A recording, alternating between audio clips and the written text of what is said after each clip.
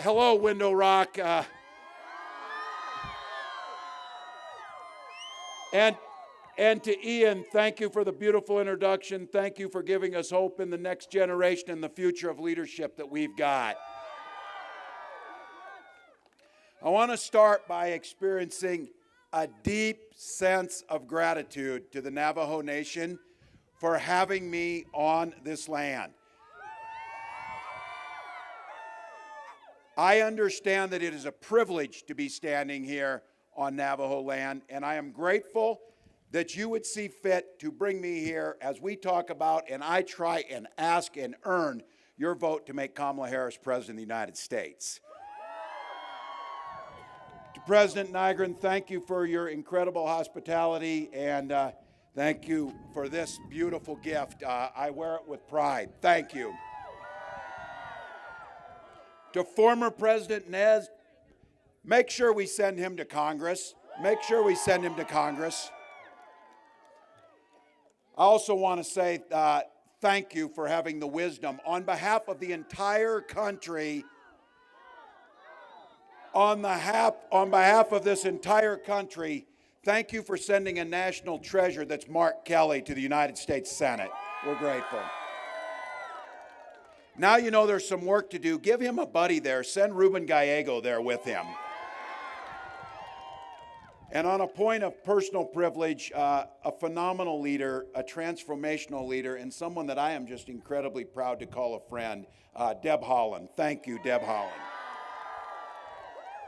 And to all of you out there, I want to give a special thank you to all the Navajo Nation veterans as we stand on this sacred park here.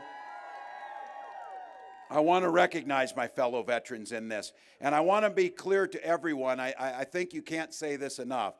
Native Americans have served this country in uniform in every major conflict for over 200 years. And this nation, the Navajo Nation, and the nation of the United States lost a treasure in John Kinzel Sr., one of the original Navajo code talkers.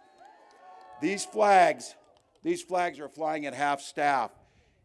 He served in Guam, Guadalcanal, and Iwo Jima. And as a point of personal pride, I want to make note of this. Many of the Navajo code talkers received their training in St. Paul, Minnesota, is where they trained. So the connection to Minnesota and connection to the nation is strong. And I still want to note, Native people serve at a higher rate in our armed forces than any other population in the country. So on behalf of everyone in the United States, thank you for that service to each and every one of us. Now look, this is an amazing site on an amazing piece of land. It's a beautiful Saturday afternoon. You could be anywhere. You could be doing anything else, but you chose to come here because you understand that the democracy matters. Your love of the Navajo Nation and of the United States is strong, and your presence here is proof of that. Thank you. I'm here today because there's 10 days left till this election.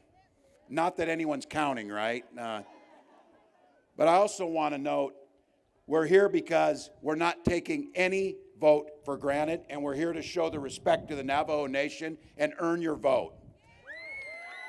Now, I'll tell you, we're running like everything's on the line because everything's on the line. I'm proud to be on this ticket with Kamala Harris because it's pretty simple with Kamala Harris. She has had one client and one focus her entire career, the people. She stood up for women and children against predators and abusers. She stood up for seniors against fraudsters and big corporate interests. And she stood up for families and community against transnational gangs and drug traffickers. And here's the thing, when people came to Kamala Harris to ask for help, she never asked if they were a Democrat or Republican. She simply said, how can I help? How can I help? Now, usually I want to acknowledge this. You're no strangers to this. They maybe don't come out here, but you hear them on TV or you hear them in Gallup, you hear them elsewhere. It gets to be about election time and politicians start showing up in Indian country asking for votes. And usually they come doing that and they haven't done a damn thing before to make you get that vote to them. I hope you've seen, and I hope we've proved it, that's not the case with Kamala Harris and myself. I want to be clear and make sure you hear it and that the country hears it. Kamala Harris and I recognize the promises this country has been made to indigenous peoples. We will safeguard and strengthen the bonds between our nations and uphold our trust and treaty obligations. The highest law is to honor tribal sovereignty, promote tribal consultation, and ensure tribal self-determination across this country. And you know, it's pretty simple too. If tribal nations are doing well and your kids are doing well, the rest of the country's going to be just fine. As governor of Minnesota, I've been fortunate to work closely with our 11 sovereign tribal communities, including the Anishinaabe and the Dakota. And I will note, we run as a ticket in Minnesota, and my partner in this work, Lieutenant Governor Peggy Flanagan, is a member of the White Earth Band of Ojibwe. She will become this nation's first ever Native woman governor of a state when we win this race. A couple weeks ago, I had the opportunity to meet with Governor Lewis and the Gila Band River Indian community, just as Vice President Harris did last year. And in our conversations with Native people across this country, I hear an overwhelming call, and one that taps into an idea of a fresh start, a new way forward, taps into the ambitions and dreams of all Americans. A new generation of leadership that is truly focused on improving lives, not creating chaos, fear, and division. Kamala and I know that a new way forward is what not just Indian country needs, but the rest of the country needs. We know you are focused on an economy that works for everyone by lowering cost. And every family gets a chance to not just get by, but to get ahead. First and foremost, taking on this issue of price gouging and food prices at the grocery store. Taking on corporate price gouging to make sure those prices are fair and they work for families. Now look, you know there's two choices in this race. I would make the case to you they could not be further apart. Donald Trump only want to give their billionaire friends more tax cuts, while they put a $4,000 Trump sales tax on each and every one of us. I don't believe a whole lot of things that Donald Trump promises, but I do believe this. He's promised that he will do a tax cut for the wealthy, and he's promised he will put that tax on all items coming into this country. I believe he will do that. Kamala Harris gives you an option. 100 million Americans will see a tax cut, including, and I think this is the most important, a $6,000 child tax credit when your child is born in that first year of their life, to get them off to a good start. You gotta buy a crib, you gotta buy the car seat, you gotta buy the diapers, and it's expensive. And we need to get them off to a good start. And we will protect the Affordable Care Act to so many of you, whether it's in the Indian health system or others. The Affordable Care Act makes sure that you can't be discriminated against for pre-existing conditions. And making sure that drug prices come down, finally. Can I just mention this issue around insulin? We have it for seniors now. Kamala Harris has promised that all Americans will see a cap on insulin. And we know that diabetes runs higher in Indian country, and it's unacceptable on these differences amongst wealth. We know it is unacceptable that Native women die in childbirth at a higher rate than others. It is unacceptable that life expectancies are shorter. We can do something about it. And on insulin, $35 to keep the cap on that. Here's the problem before. They were charging $800. And if people go off their insurance because they become 26, we had it happen in Minnesota. A young man named Alex Smith died because he was trying to ration his insulin. You know how much it costs to make a vial of insulin? $5. They'll do just fine getting paid $35. That's what it means to stop price gouging. And I think for a community that values your elders, what Kamala Harris put out finally, after all these years, asking Medicare to pay for home health care so our seniors can live in their homes, stay in their homes. And for goodness sakes, how we don't provide hearing and vision right now for our seniors. We've said that we're going to make sure they can get their hearing aids, they can get their glasses, they can live their senior years with dignity. Medicare can pay for that, and we can make it work. And it means expanding telemedicine. Look, you know this. When you get more rural in where you live, it becomes harder to access. We need to make sure that we're training and we're incentivizing healthcare professionals to serve on the Navajo Nation, to make sure they're here, to make sure that when you dial 911 or you need to get help, that an ambulance arrives. There are too many places in America and too many tribal lands where there are no EMTs to respond to emergencies. That is unacceptable and needs to be fixed. And just to be clear, when Donald Trump says he will protect the health care, that guy tried his entire presidency. It's a good thing he's not so effective and he failed at it. But he tried to repeal the ACA, ripping health care away from millions. You can bet, and I will tell you this, the only reason that millions of Americans have health care, the only reason that you can't be kicked off your insurance for pre-existing condition, the only reason your children can stay on that health care is because of the courage of one U.S. Senator, John McCain, said no to Donald Trump. Look, this guy proposed cutting services to IHS, you know that would endanger millions of families. Time and time again, Donald Trump had to do what was right for Indian country, and he chose the opposite. Kamala and I will make more affordable access to housing, make it more affordable for down payment assistance to families, build more affordable homes, and make sure that people have access, because you have a dream that you want to start a business, making sure there's money on the front end in the form of grants to start out and tax credits to small business owners so you can get started. And people, I get asked, how are we going to pay for that? Well, for starters, we could make Donald Trump pay his damn taxes that he hasn't paid for 10 years. I see ads running that they're worried about the IRS. The only people worried about the IRS are Donald Trump and tax cheats are trying to dodge paying, while the rest of us always pay our taxes. So look, those forgivable loans, making sure that we have no interest loans for tribal owners looking to scale up those existing businesses to make a difference. But I'll have to tell you this, for Kama and I, most importantly, will be there when it matters. She was there to cast that tie-breaking vote that led to the single largest investment in American history, $32 billion in tribal economies that were devastated by COVID, and $13 billion for high-speed internet, roads, bridges, clean water.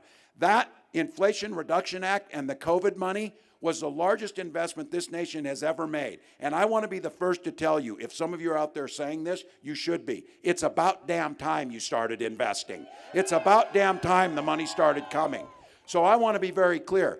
I do not expect a pat on the back that we did that. You should not get a pat on the back for doing the right thing. But what I'm telling you for is we've done it and we've delivered, and Kamala Harris will continue to deliver for Indian country when she's elected president.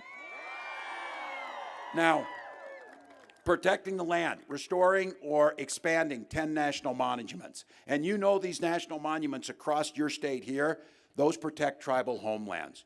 She signed more than 200 co-stewardship agreements with tribal nations, knowing you don't need us to direct you how you take care of your land. You don't need gatekeepers in front of the way. You need the resources and the authority to do it yourself, and that's what those agreements mean. And when Donald Trump and the rest of them tried to take away Bears Ears Monument, many of those settling claims on water rights, all of the things necessary, trying to right past wrongs, I hear people say, well, we can't be responsible for what they did in the past. Well, we can sure the hell be responsible for how we expect to do it now and what we do about it. So look, something we did in Minnesota and she did at the national level, and we need to continue to expand, is we established a murdered and missing Indigenous relatives task force to make sure it's in, making sure the resources are there, and no longer finding it acceptable when Native people go missing and it doesn't even show up in the paper and resources aren't made to solve that. That is simply immoral and unacceptable. And by establishing that, we have to correct that wrong. And I know this doesn't come as a shock to you. I'm an optimistic guy, but I think it's important to understand. Donald Trump had a chance when he was president to show you that he cared. He had a chance to show you. He excluded tribal businesses from receiving pandemic emergency relief. He tried to remove most of Bears Ears National Monument. He made it harder for tribes to regain ancestral lands, and he even tried to de-recognize tribes. Look, that's what he does. And I want to be clear about this. It was those code talkers. He didn't have any gatherings of tribal leaders at the White House, but he wanted a photo op because Americans recognize the Navajo code talkers are heroes that are at the top of how Americans believe it. They're heroes. So what did he do?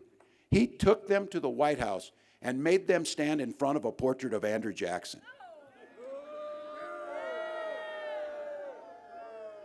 I don't know if he knows his history well enough to know what he was doing, but I damn sure guarantee you the people around him knew the insult they were throwing to Indian country by making those heroes stand in front of that portrait.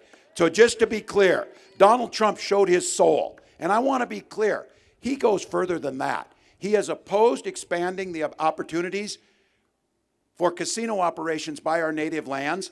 And when they were applying for licenses, Donald Trump testified in front of Congress and said they weren't truly Native American. Well, Donald knew. He looked at him and he said, they don't look Indian. And then he went on to say, he, Donald Trump, a direct quote, has more Indian blood than a lot of those so-called Indians. So his running mate once had a quote. He has a lot of these quotes. His running mate, J.D. Vance, said, you know, the thing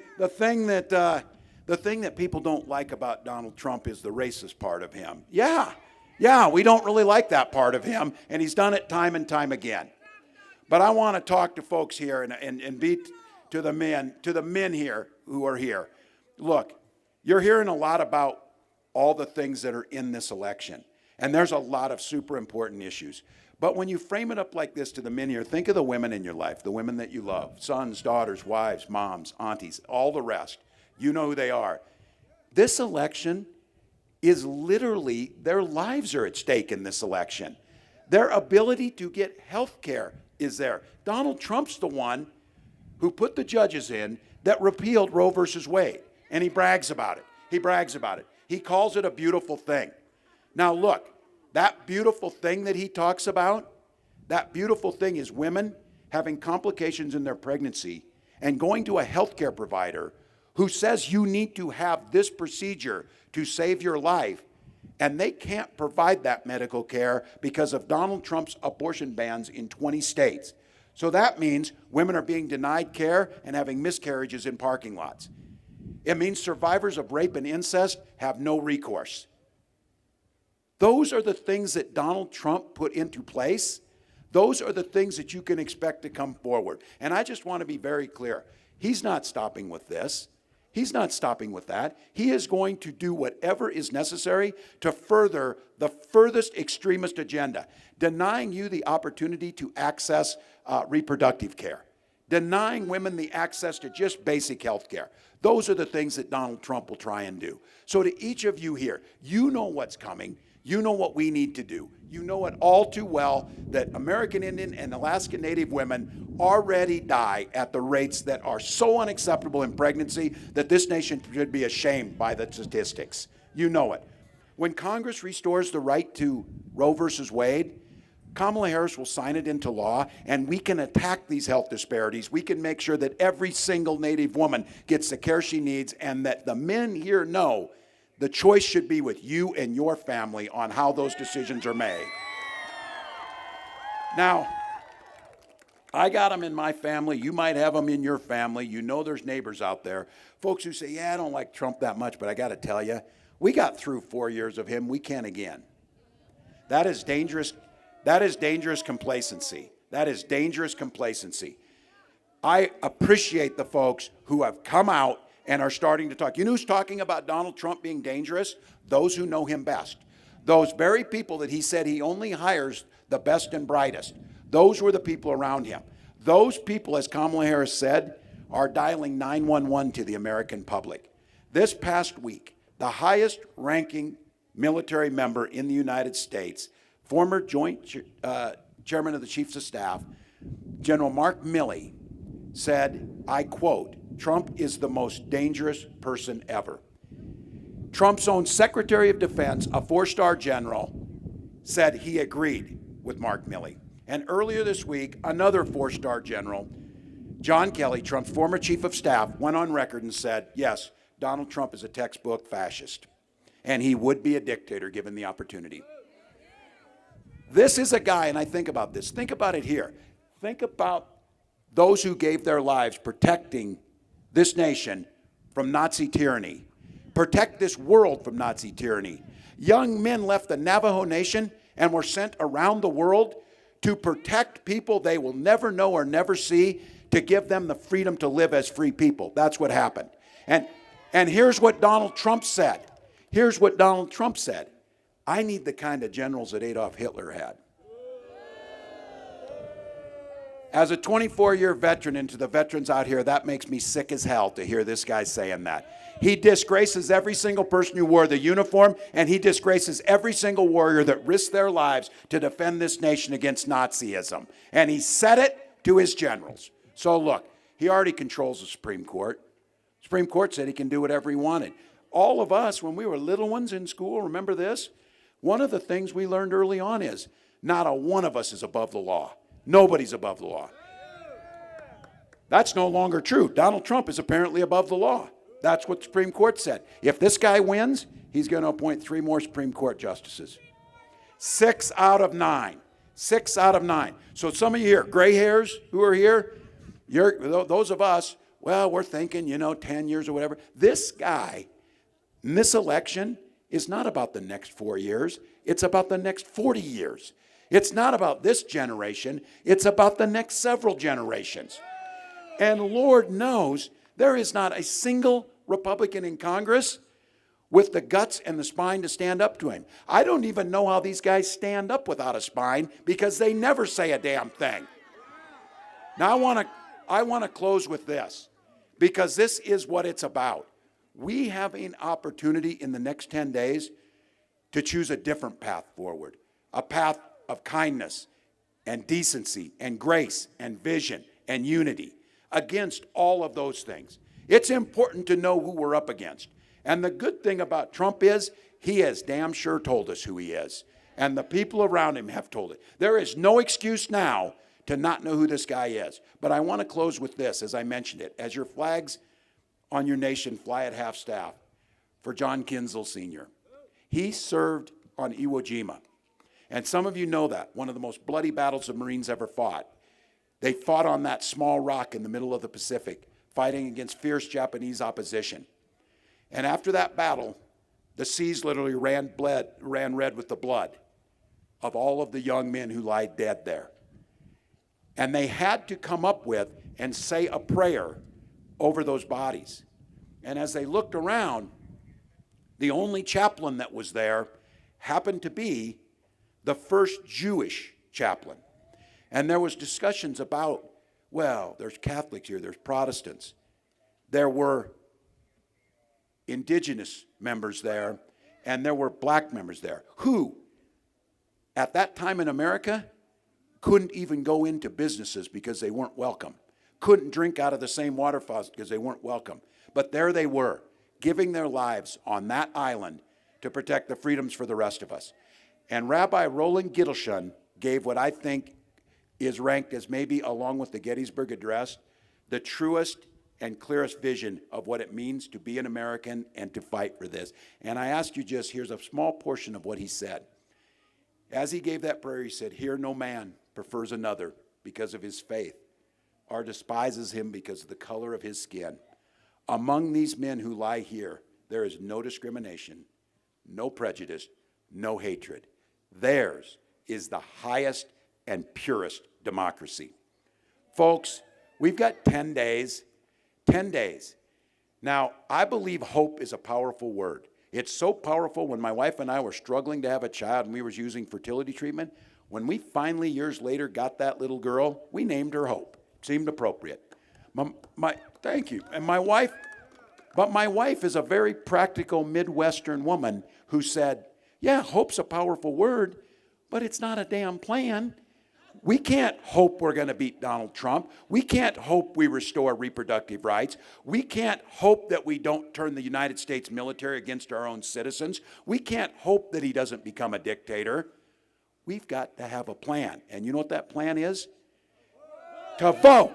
To have a plan to vote. So look, if every one of us here, and you know how this works, go get that cousin who doesn't think he's going to vote, go over there, buy him a burger or something and take him over to vote. Get him out there to vote and say it matters.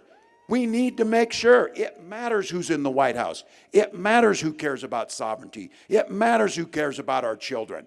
So what we need to do is make sure you get that photo ID, make sure you know where you're going, make sure you know that you got to get your ballot back by October 29th here, drop it in the mailbox, get it out there, and then if you can, get another person or two. Because look, I'm talking to Mark Kelly over here, Senator Kelly, this thing is going to be razor close. There is a real possibility, and I think it might be more probable, if the Navajo Nation turns out the numbers that we know you can and do, that it won't just be Arizona that goes. It is entirely possible, and I think probable, that we win the whole damn thing because of the work that was done here, the work that's done on the nation, and we put Kamala Harris in the White House. So make that plan, get out there and do that, and I just say a couple things. I'm going to humbly ask you for your vote, and I'll ask you to go look at my record, look at Kamala's record. I'll ask you to go make the case that, look, there's two choices in this race, and the differences, you know, are huge, but the opportunity for a better, more pure, more higher democracy, as you heard on those sands of Iwo Jima, are a true possibility. So I don't take your votes for granted. I ask you to get out there. And look, there are so many good reasons that Kamala Harris will be an incredible president, and there's so many reasons Donald Trump shouldn't be, but I'm just going to tell you, I know it's a little bit petty, and I'm not usually a petty person, but I'm going to be here, is I just don't want to see Donald Trump's picture on TV anymore. I don't want to have to hear it. I don't have to see it.